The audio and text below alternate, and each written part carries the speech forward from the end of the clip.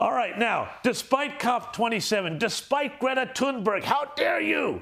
And despite all the forces of environmentalists mustered against it, coal is still king. A report from the International Energy Agency on Friday said global coal use is set to rise by 1.2% this year, surpassing 8 billion tons of use for the first time. Joining me now to discuss all this and more is Joe Hildebrand, Sky News contributor, and National Senator Matt Canavan. Gentlemen, welcome to you both. Thank you. Matt, I'll start with you. Is the renewable dream dead? And I see the sign behind you, and I'm going to suggest I know what your answer is going to be, but what do you reckon? Is it dead with all the coal that's being dug up and burned?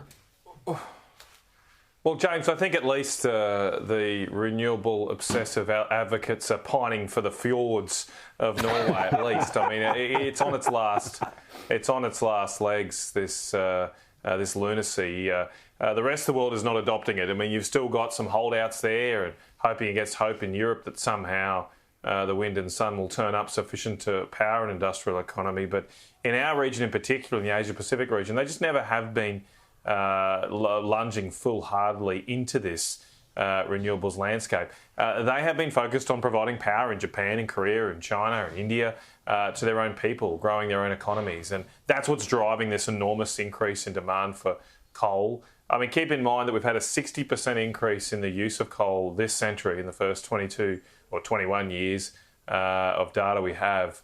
And it's the biggest increase in coal use ever. And in fact, we'll need more coal. We'll need to mine more coal, according to the International Energy Agency, in this first 40 years of the 21st century than we ever have in history before. That's how big the demand is for energy in our region. Now, when you say renewables, I don't think renewables are dead. You'll see solar, you'll see wind, but this idea somehow that we're going to power 100% of economies and energy systems with solar and wind, with weather-dependent power, that is dead, that is dying. And we're still seeing enormous demand for coal. And that's a great thing for our country. That demand is helping the government's budgets all around the country. And yet, Joe, Labour is right now trying to basically scare the coal and gas giants out of Australia. What's going on here? I mean, why aren't they, Chris Bowen says, we're trying to, we're following the rest of the world's lead here. We're finally doing what the rest of the world is doing. Well, as Matt says, not so much. What's going on? Well, I think obviously they're trying to, whether it's after the horse is bolted or not, but they're trying to provide affordable power to Australians, and they're doing it through a pretty crude mechanism. But I think in business and in politics, any plan is better than no plan.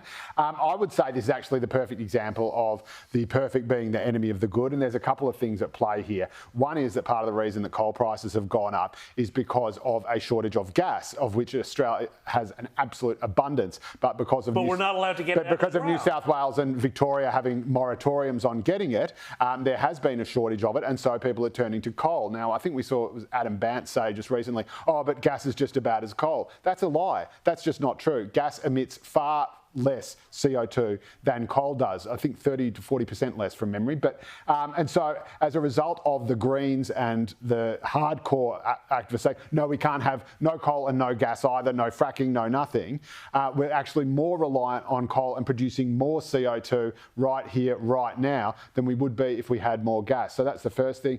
And the other thing I think is perhaps, generators, for example, being overly bullish on renewables. My understanding is that it was unusually cloudy and not quite as windy as it was meant to be last year, and so the generators who thought they'd be able to get wind and solar didn't get as much as they would, and therefore had to go back and buy coal at the higher spot price instead of during a lock-in contract. So.